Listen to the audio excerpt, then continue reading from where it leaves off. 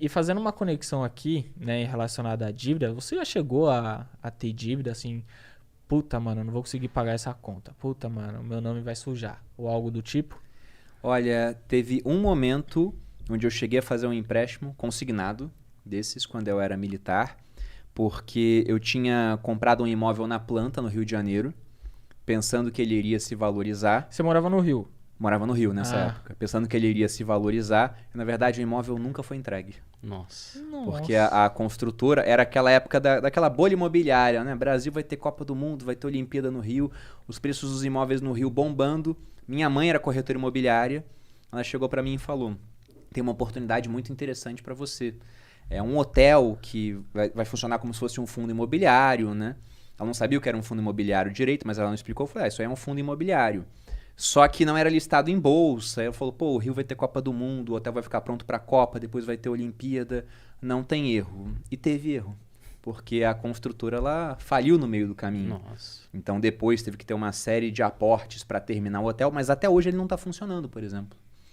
Então nessa época, quando eu tinha essa responsabilidade para quitar, eu queria quitar de uma maneira rápida para pagar menos juros, os juros de um consignado eram menores do que os juros de um financiamento feito pela construtora para essa modalidade. Então fui lá, peguei o consignado, era para pagar em 12 meses, eu paguei em 3. Fiz questão de pagar o mais rápido possível, porque os juros que eram baratinhos, que o pessoal fala, né?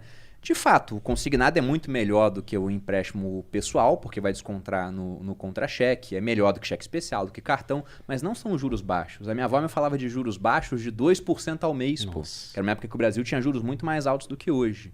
Então eu sabia que não era a melhor coisa para fazer, mas eu pensava que eu iria ter um retorno daquilo vindo do investimento. Só que tem uma máxima que eu uso hoje, que é a de que quem tem dívidas precisa que as coisas deem certo. E eu fiz dívida pensando que as coisas dariam certo, e não deram certo. Então foi um momento de endividamento breve, só que o retorno do investimento não veio. Tá até hoje lá o hotel. Nossa. E quando você tem dívida, é o que você falou, você não tem controle. Você fica esperando, vou ganhar mais ali, vou ganhar mais aqui, e fica refém. Por isso que é importante não ter dívida, né? Hoje eu não tenho dívidas, graças a Deus, mas eu já tive um cartão estourado e já tive a conta negativa. E eu sabia que no mês seguinte toda a renda ia ser para quitar aquilo. Conforme o tempo, você vai ficando de saco cheio, sabe?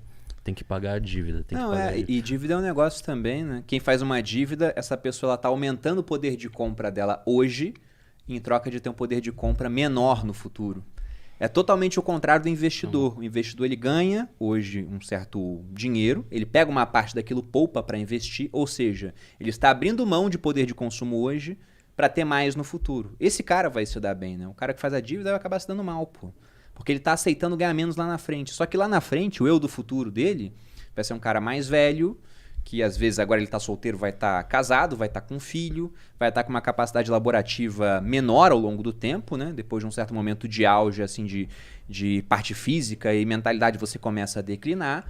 Provavelmente vai precisar de mais dinheiro porque o custo de tudo vai estar mais alto, porque aqui no Brasil a gente tem uma inflação crescente. Então não é um bom negócio você fazer essa troca hoje. É pensar muito no imediato, abrindo mão do futuro. E infelizmente, como você falou, Vinícius, isso hoje é o normal, mas não deveria ser, né? A gente poderia falar que isso é o comum, mas não deveria ser o normal. Não, isso é uma grande verdade, porque assim, eu lembro a primeira vez... Aliás, quando eu descobri o cheque especial, meu Deus do céu, mano. Eu fui pagar um boleto da faculdade, né? A faculdade era o quê? Uns 600 e pouco. E na minha conta tinha 500 e alguma coisa. Aí eu falei, caralho, eu não vou conseguir pagar. E eu não sei o porquê. Eu falei, eu vou tentar pagar. Vai que passa, né? Não sei porquê, vai que passa. Na fé, né? Na fé, tipo isso. E passou, né? E o pior é que passou, Que porque da hora, eu tinha né? um limite lá.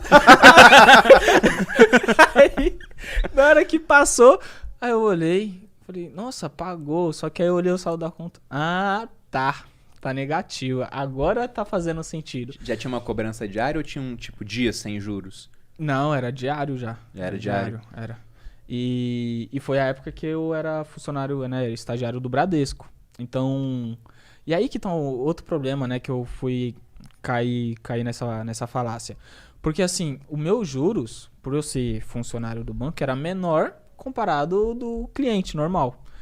E aí eu ficava me enganando, né? Eu falei, não, pelo menos tô pagando menos juros que aquele lá, que aquele aqui, né? Eu tô saindo no lucro. O outro deixava um rim, você deixava só uma partezinha do fígado.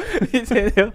E aí eu fui fazendo, né, a bola de neve, infelizmente, em dívida. Até que minha dívida chegou em 20 mil reais. Nossa. E é o que o Vinícius falou, tipo, estressa. Eu lembro que E assim, eu já tava correndo o risco de ser demitido. Eu falei, mano, porque o nome não podia ficar sujo, acho que durante 2 semanas, alguma coisa assim. No dia que sujou meu nome, né, a minha gerente me chamou, trocou uma ideia comigo. Eu falei, não, eu vou quitar essa fita aí. Aí eu entrei lá no site. Quanto é que era o teu salário na época? Era 2.500. Só que eu pagava faculdade, inglês, uma parte do transporte, né, que era... Você devia 8 vezes o teu salário. Sim. O todo, né? Sendo que você tinha uma isso. série de custos. E aí eu falei, mano, não dá mais. E aí eu fui lá, renegociei. E aí o ponto que eu quero chegar é porque aquilo me estressava de tal maneira que, pô, pensa, eu tô trabalhando pra empresa e a empresa me cobrando. Era isso que acontecia, né? Eu trabalho no Bradesco e o Bradesco, pô, eu tô te pagando aqui, mas você me deve ainda, tá ligado? Tipo os imigrantes, né? Quando chegava aqui no Brasil, É isso mesmo. trabalhava na lavoura, tem a vendinha aqui. O cara trabalhava depois isso pra mesmo. pagar a dívida, pô. E assim, eu acho que o ponto que eu mais fiquei incomodado e inconformado foi quando ligavam em casa, eu lembro que era um sábado, e minha avó que atendia, né? E geralmente eu não tava em casa mesmo, mas nesse dia eu tava e minha avó falou assim, não, ele não tá em casa, e eu tava do lado dela.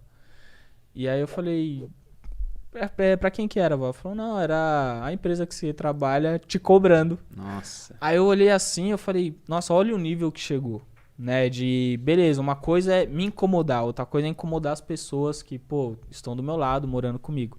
E aí, a partir disso, eu falei, mano, nunca mais eu vou pagar a faculdade usando, tipo, zoeira. Mas assim, nunca mais eu vou entrar em dívida, né, renegociei, e aí vem a questão de fazer uma certa renda extra, foi quando a gente tinha criado um Instagram, vendendo roupa, boné, tudo lá no Insta, e eu lembro que teve um mês que de lucro, tanto eu quanto o Vinícius, cada um tirou 6 mil reais. Nossa, em um único mês? Em um Sim. único mês. A gente começou a fazer mais grana que o gerente do É, Bradesco. do banco.